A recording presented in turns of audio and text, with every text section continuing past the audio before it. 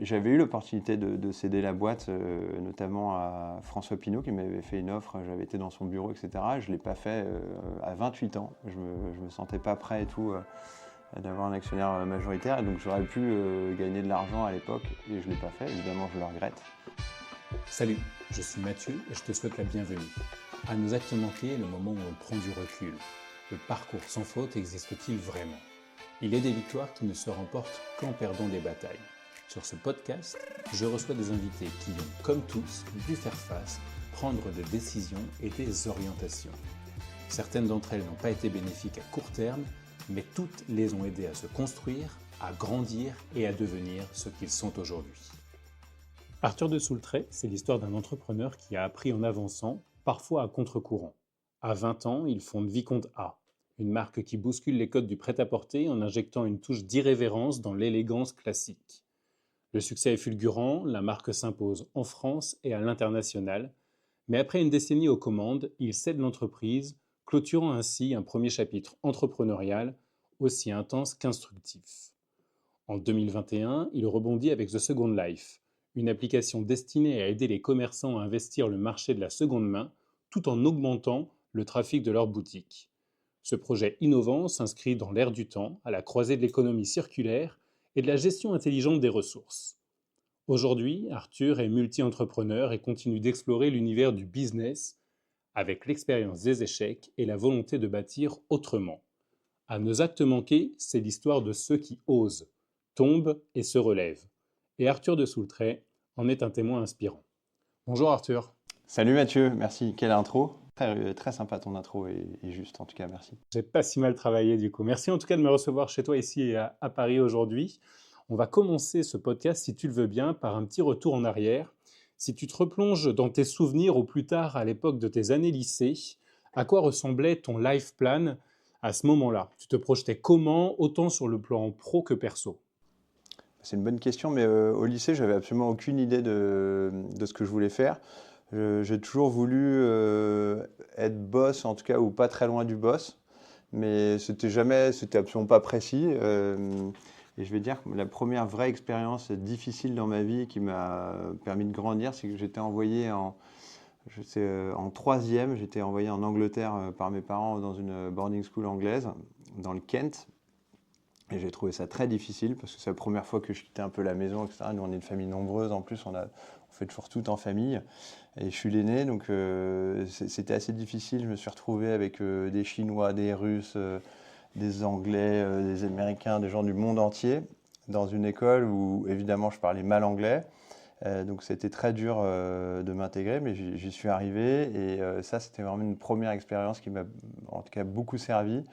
Et je dirais qu'il m'a donné un peu ce goût de l'étranger parce qu'aujourd'hui j'ai beaucoup d'amis à l'étranger et je trouve que une de mes forces c'est vraiment le côté ouvert vers l'international et de toujours s'inspirer de ce que font les autres à l'étranger. Ouais, c'est un jalon important. Au final, c'est l'ouverture sur le monde dès la troisième, au final.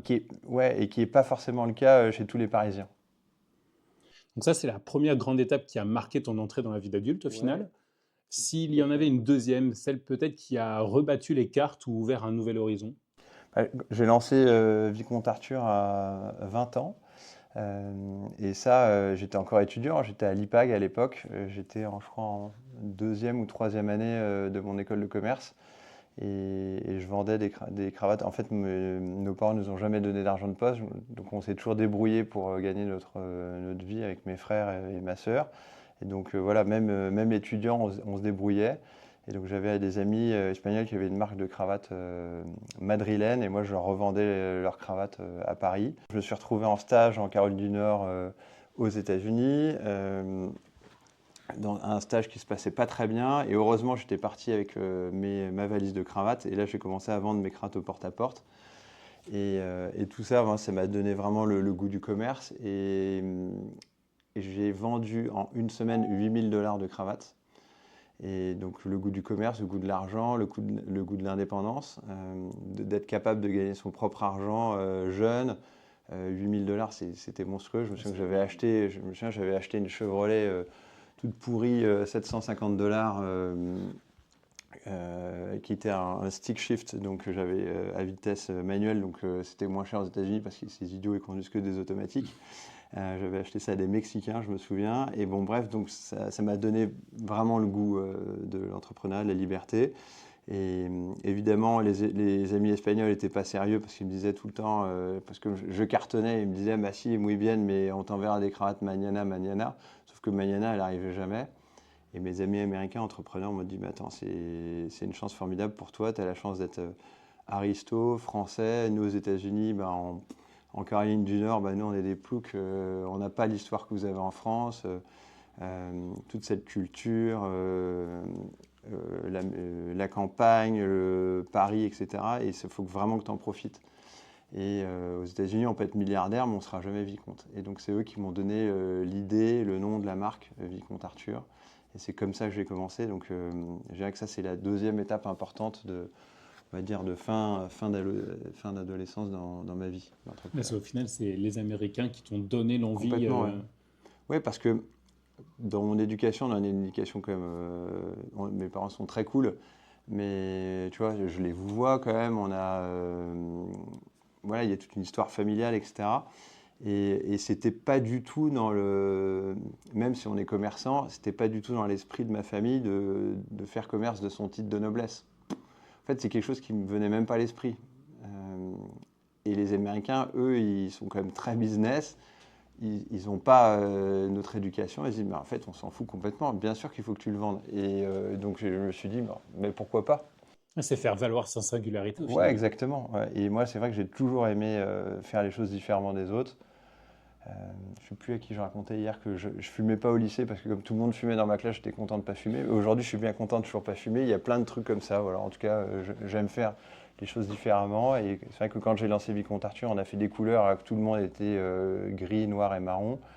Et donc voilà, donc je prends souvent le contre-pied. Ouais, Ouais, le rose était la couleur ouais, fuchsia pour être précis. de Vicomte Arthur. Est-ce Ouais. qu'il y a une troisième chose qui s'est passée dans ta jeunesse qui a changé la donne ou confirmé une direction? Ouais, je dirais que la troisième étape, donc c'était ma grande jeunesse, j'avais 39 ans.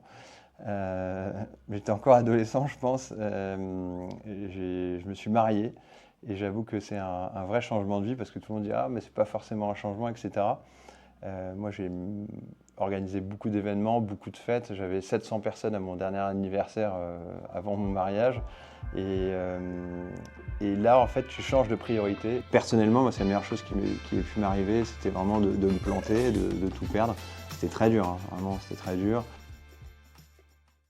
En préparant cet épisode, je t'ai demandé de réfléchir à un acte manqué, une situation qui aurait pu prendre une autre tournure finalement. Avant d'y arriver, j'aimerais que tu nous poses un peu le décor. À ce moment-là, quel était l'enjeu et comment les choses étaient censées se dérouler? Et je dirais que donc on a parlé du début de Vicomte Arthur, qui est donc marque éponyme. J'ai passé beaucoup de temps, beaucoup d'énergie, 12 ans exactement. On a énormément travaillé, on a développé la marque à travers 35 pays. J'avais une centaine de salariés avec des boutiques officielles dans des super spots. Toi qui connais bien les chevaux, dans beaucoup d'endroits où il y a des chevaux, aussi à Saint-Tropez.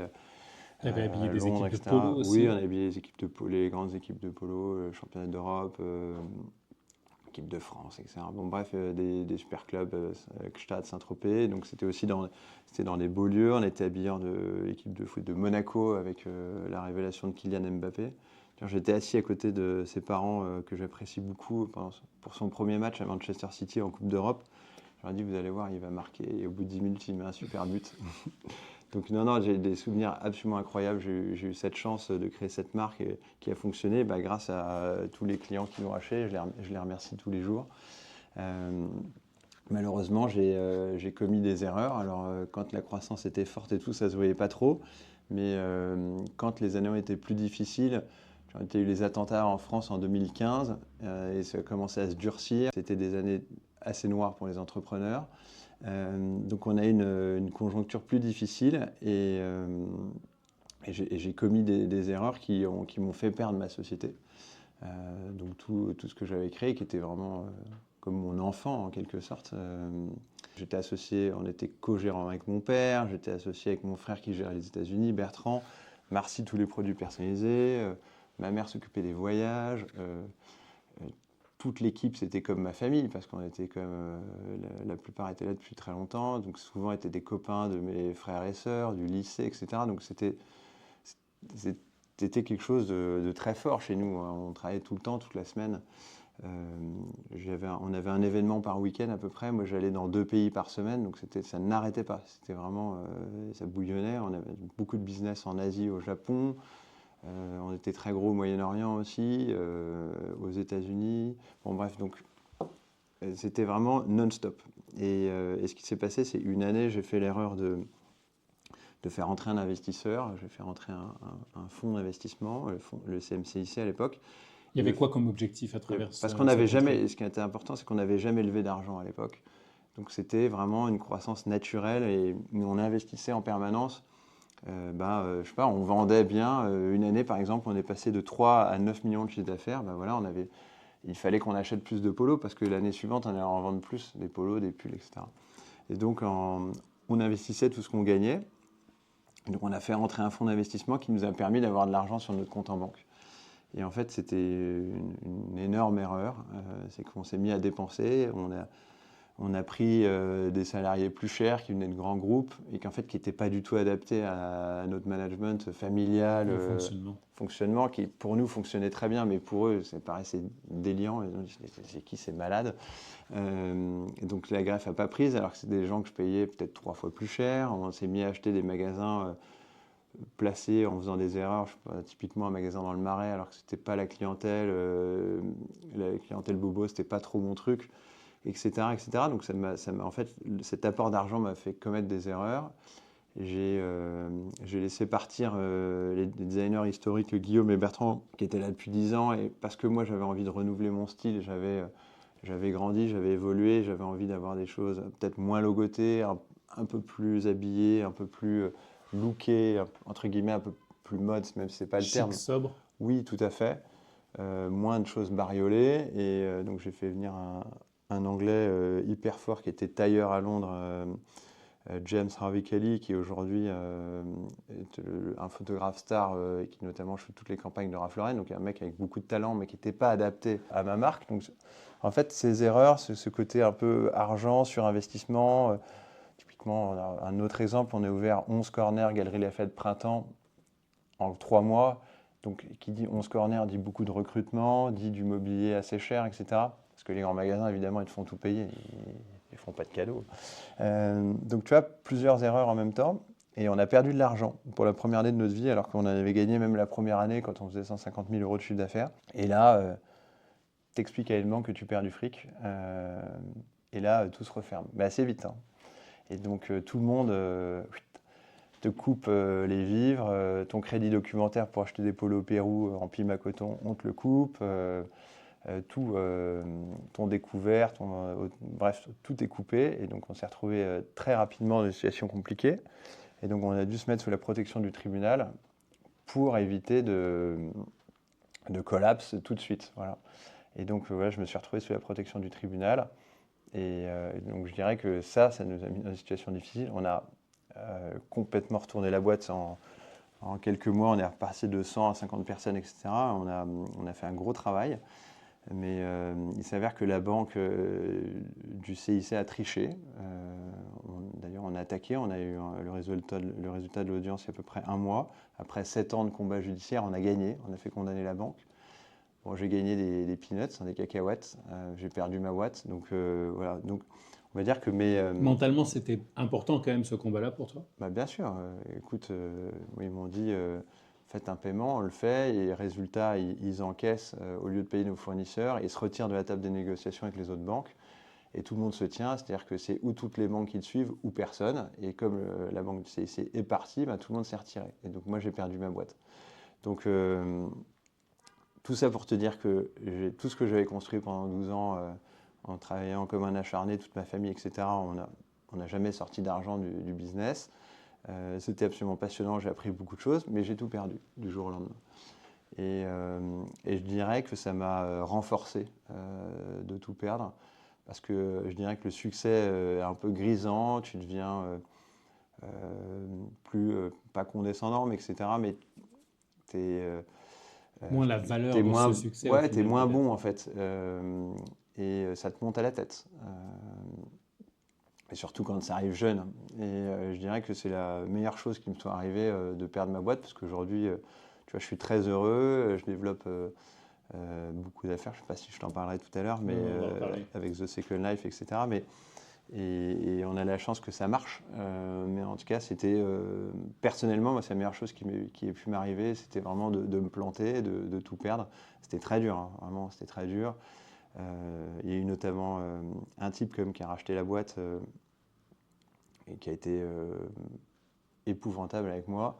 Parce qu'on reprend la barre au tribunal ensemble, on se met d'accord pour que je récupère 30% du capital, etc. Évidemment, il me licencie rapidement, en tenant absolument pas compte de nos accords. Donc tout ça, c'était des moments vachement difficiles. Quand il t'explique, c'était quoi en 2018, il t'explique: ah oui, j'ai remarqué qu'on avait plus de followers sur Facebook que sur Instagram, un type de 70 balais. Ça serait bien qu'on ferme le compte Instagram et qu'on se mette, le compte Arthur, et qu'on mette tout sur Facebook. Tout le budget comme ça, on rationalise, Arthur, ça serait. Voilà. Il dit oui, mais je pense pas que ce soit forcément une bonne idée et tout. Mais tu vois, j'étais plus le patron, j'étais plus chez moi, donc j'étais obligé d'écouter ce genre de conneries. Donc c'était très difficile. Déjà, vivre en communauté, et après, lui, c'était difficile d'avoir le fondateur de la boîte qui connaissait par cœur. En plus, moi, j'avais fait mes erreurs, donc Oui, tu avais du recul j'avais dessus. du recul, j'étais meilleur. Mais je trouve que c'est vachement intéressant parce qu'en France, l'échec n'est absolument pas considéré. Parce que quand il me parlait, moi, j'étais juste un pauvre type qui avait fait faillite, tu vois. Il n'y avait pas Arthur qui avait monté Vicomte Arthur, créé plein d'emplois, développé dans tout. Voilà, non, non, moi, je restais le type qui avait racheté en faillite. Donc tu avais un certain mépris. Il ne m'écoutait absolument pas. Et donc, c'était très délicat pour moi. Donc moi, j'étais, je pense, un peu pénible à gérer parce que j'ai jamais eu de patron. Donc je pense que pour lui, il devait être très content de se débarrasser de moi. Et pour moi, c'était difficile de cohabiter avec un type qui disait n'importe quoi. Quand on vit ce genre de moment, au final, comment on le gère sur le coup?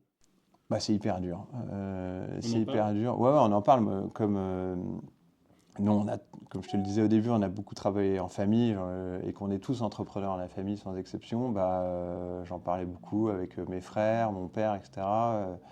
Euh, mais oui, parce que tu as besoin d'en parler, parce que tu as besoin d'extérioriser tout ça, parce que c'est trop difficile sinon.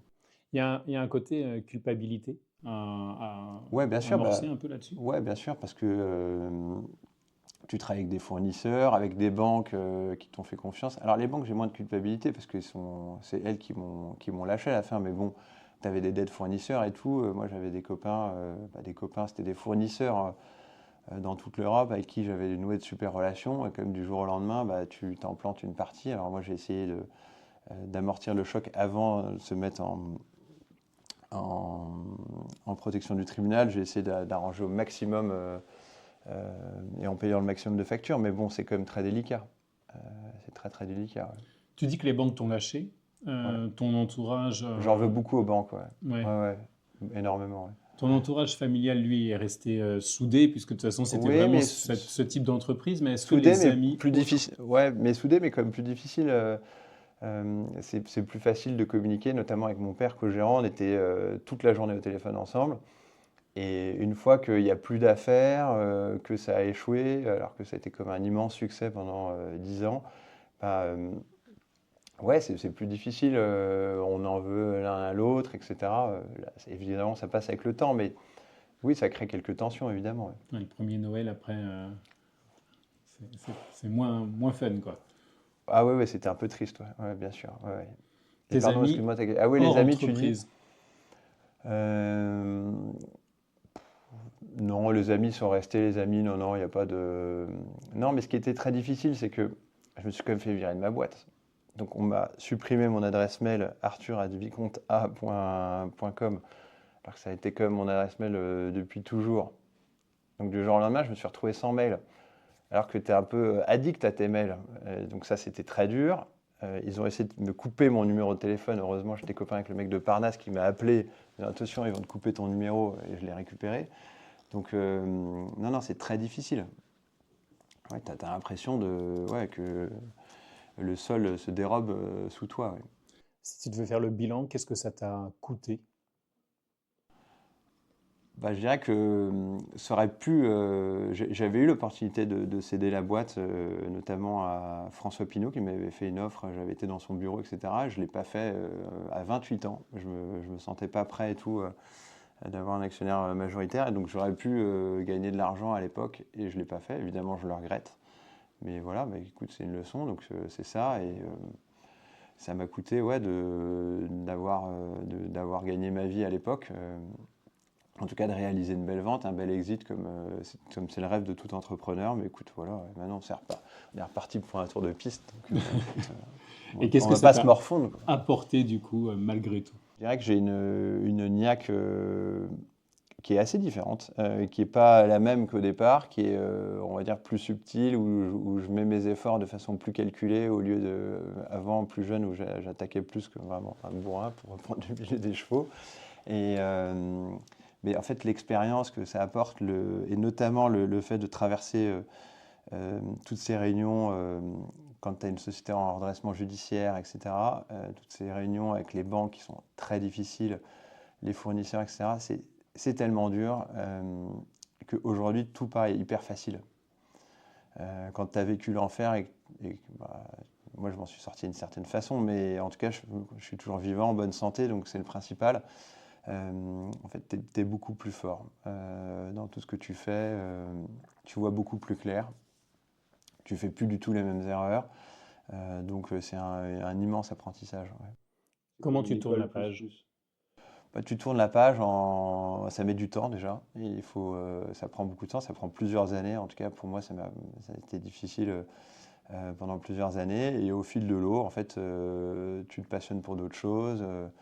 Tu vois, j'ai eu la chance de me marier, d'avoir une vie passionnante avec ma femme, d'avoir des affaires qui tournent. Et c'est en fait en entreprenant et en allant de l'avant, moi j'ai toujours fonctionné comme ça, donc c'est en permanence en entreprenant, en tentant des choses, etc., qui marchent plus ou moins, mais voilà, c'est en faisant quelque chose de nouveau. Ouais. De ne pas rester bloqué sur le passé, parce que écoute, ça n'a aucun intérêt. Et aujourd'hui, je suis quand même bien content de ne pas être dans les vêtements. Quand tu vois les marques de fringues qui font faillite tous les jours, j'avoue que je suis bien content de ne pas être dans le coup. Ouais. Le contexte est Ouais, plutôt difficile ouais, c'est très difficile. Ouais. en ce moment. Qu'est-ce que ça a changé dans ta manière de faire aujourd'hui? Je dirais que j'ai gardé cette spontanéité. Et donc, je suis quelqu'un d'opportuniste dans le bon sens du terme. C'est-à-dire que quand il y a une nouvelle idée, un nouveau challenge, je suis toujours hyper partant. Je crois que tu l'as aussi, ce côté, je pense, entrepreneur. On a 1000 idées à la seconde, etc. Donc, je suis assez partant, mais je vais être pas plus méfiant, non, mais je vais mieux calculer mon coût, je vais mieux voir les choses, alors qu'avant, c'était de façon peut-être un peu plus brouillon. Là, Tête dans le guidon avant. Ouais, tête dans le guidon, et là, c'est... Et tu vois, j'en parle même avec ma femme et tout, avec mon équipe. Tu vois, je travaille beaucoup plus en équipe aussi. Là, chez The Second Life, mes équipes, la plupart ont des actions de la société. Il y a un management meeting une fois par semaine. Et tu vois, dès que j'ai une question, moi, je pose la question en équipe, qu'est-ce que vous feriez qu'est-ce que vous aimeriez qu'on fasse, etc. Qu'est-ce que vous feriez à ma place? Et j'en parle beaucoup, j'échange, et je trouve que c'est un bon moyen d'encore plus les sensibiliser et de leur donner les clés. En fait, je dirais que c'est beaucoup plus m'entourer et faire descendre, de ne pas avoir ce côté décision qui redescend, mais c'est vraiment ce côté partage. Ouais, une vraie évolution participative au Ah final. ouais, bien sûr. Ouais. Tout à l'heure, on a évoqué un mea culpa. Si maintenant tu devais adresser un merci, à qui serait-il destiné et pourquoi? Moi, je dirais merci au type qui m'a viré. Quand il a repris ma boîte, il s'est dit, bah, surtout Arthur, il est nul, on va le virer. Et c'est le meilleur cadeau qu'il m'ait fait, parce qu'en fait, je serais resté chez Vicomte Arthur aujourd'hui, mon pseudo-manager. J'aurais été malheureux comme les pierres. Et là, aujourd'hui, bah, c'était une coupe raide, on va dire, un peu violente. Très douloureuse, mais aujourd'hui ça m'a permis de me relancer et d'avoir mes affaires, donc The Second Life, YOLO Pizza, faire de l'immobilier à Paris. Donc je fais plein de trucs et je suis plus du tout astreint à ce rôle de Vicomte Arthur. voilà, quand on a un échec, ça prend du temps de l'évacuer, etc. Il faut vraiment en être conscient, ça prend du temps. On ne va pas être motivé 5 minutes après, c'est de planter. Ouais, on parlait de Second Life, on parlait justement des différents business. Aujourd'hui, ton quotidien ressemble à quoi? Est-ce que tu as des habitudes, des routines bien ancrées? J'aimerais bien avoir des routines, à part le mardi soir où je vais jouer au tennis rue de la Cavalerie. Non, non, je dirais que c'est assez peu routinier parce que donc j'ai comme affaire The Second Life. Donc aujourd'hui, on est comme leader de la seconde main B2B en France et on espère bientôt en Europe. J'étais avec l'Angleterre juste avant de te retrouver. On a ouvert en Italie, on ouvre en Espagne dans quelques jours maintenant, etc. Donc c'est un business qui pulse. Donc on rachète tout ce qui est vêtements, livres, etc. des clients des centres commerciaux. Donc vraiment, on est un gros acteur du commerce circulaire aujourd'hui en France. Donc j'ai eu la chance aussi, ma famille donc, vient de la Nièvre, la Bourgogne, là où on élève des chevaux, depuis mon arrière-grand-père. Et j'ai beaucoup d'affection pour nos terres. Et surtout mon frère qui est rentré des États-Unis, Bertrand, vit là-bas, et mes parents également. Et j'adore y aller, donc j'ai monté une petite affaire, j'ai des distributeurs à pizza avec une super équipe locale. Et là, pareil, tout le monde est payé à la commission, etc. Donc tout le monde est intéressé par l'affaire. Donc tu vois, c'est toujours pareil, je mouille les équipes. Et je suis en train de me développer, encore en train d'investir et de racheter. Donc c'est cette passion du développement, d'aller de l'avant, de construire. Et j'ai un business dans l'immobilier où j'ai ce qu'on appelle du para-hôtelier à Paris. Donc ce sont des locaux commerciaux qu'on arrive à transformer en Airbnb, on va dire, à 365 jours par an, donc légaux comme des petits hôtels, des suites hôtelières. Et ça me passionne parce que ça me permet d'être créatif. Et c'est vrai que ce côté créatif, malheureusement, je ne l'ai pas forcément chez The Second Life. Et donc là, ça me permet de m'exprimer, des couleurs, des papiers peints, des tissus, etc. Et ça m'éclate. Mettre ta touche à toi au final. Ouais, ma touche à moi. Bah, comme tu vois ici, c'est des endroits très colorés, très chaleureux. Et ça s'appelle les suites du Vicomte. Ouais, de belles perspectives au final Exactement. à venir sur ces différents plans. Tu parlais tout à l'heure de ta femme Florence. Elle fait partie de ces personnes qui comptent particulièrement dans ton équilibre aujourd'hui et dans ta prise de décision. Est-ce qu'il y en a d'autres? Ouais, et alors, je vais te dire un petit mot pour elle, comme parce que c'est une sacrée baroudeuse. Et moi, je suis extrêmement fier de son travail. Elle a énormément de succès et elle est demandée partout, par toutes les chaînes, etc. Et donc, je suis fier d'elle. Et deux, oui, aujourd'hui, c'est vraiment je me repose beaucoup sur elle et c'est bien réciproque. Donc voilà, je trouve que ça, c'est vraiment ma meilleure équipe. Et suite de mon équipe, c'est Gauthier et Antoine qui sont cofondateurs chez The Second Life, également Damien, le CTO. Et ça, c'est vraiment une équipe de top niveau et qui me permet à la fois en fait, en toute confiance, d'avancer de façon spectaculaire. Donc voilà, tout est basé sur la confiance dans leur travail. Et ensuite, voilà, moi je mets la gouache, quoi. Je suis le moteur du business. Est-ce que tu célèbres un peu plus ces succès aujourd'hui que tu ne les as célébrés des bonnes années de Vicomte? Ouais. Oui, parce que je trouve que les affaires en général sont très difficiles. Plus le temps passe, je trouve plus c'est compétitif avec le monde entier, etc. Je trouve voilà, que c'est aujourd'hui plus dur de faire des affaires que quand j'ai commencé en 2005. Et je trouve que c'est important de se réjouir quand il y a une bonne nouvelle. Tu vois, quand on a un contrat au bureau, j'envoie le contrat sur le Slack parce que c'est moi qui signe les contrats. Et je mets la musique de la Ligue des Champions hyper fort sur mon téléphone. Donc tout le monde est là, tout le monde applaudit et tout, c'est assez sympa. Et ça, on en profite. Ouais, on en profite. Je félicite beaucoup les équipes. Je les remercie pour leur travail, etc. Et voilà, ça c'est quelque chose de tout à fait naturel pour moi. Ce fameux life plan que tu avais en tête en étant adolescent ou jeune adulte, il tient encore aujourd'hui au final, puisque tu voulais être boss ou proche de boss. Ouais, alors je dirais que je me pose, c'est même pas je suis pas sûr que j'avais un life plan, mais en fait, aujourd'hui, je suis incapable de faire autre chose. C'est-à-dire que je l'ai vécu être salarié comme pour un patron. C'était à la fois cauchemardesque pour moi et pour lui. Donc, non, mais malheureusement, j'en suis incapable. Tu prends le temps de faire des points, par contre? Oui, bien sûr, en permanence. Ouais. Un point, moi je l'ai dit, une fois par semaine avec mes équipes chez The Second Life et dans les autres boîtes aussi. Ouais, en permanence, faire les points, c'est très très important, des points d'étape. Et sur ta vie à toi? Un point d'étape de temps en temps? Ouais, non, ça, j'en suis bien incapable. Mais non, mais j'essaye de progresser dans beaucoup de choses parce que souvent, je prends des décisions de façon trop hâtive, etc. Donc ça, j'en parle avec ma femme qui m'aide énormément. Encore ce week-end, je m'apprêtais à faire une connerie, donc elle m'a raisonné, elle dit non, là tu fais trop de choses à la fois, etc. Et tu vois, ça m'aide beaucoup. Donc non, je dirais que je progresse au jour le jour, mais je dirais que je suis très ouvert à progresser. Dès qu'il y a quelque chose d'intéressant et tout, je suis hyper à l'écoute. Parce qu'en fait, j'ai fait tellement d'erreurs et j'ai donc beaucoup appris des erreurs, mais maintenant j'évite de trop en faire, donc voilà. On arrive à la fin de l'épisode.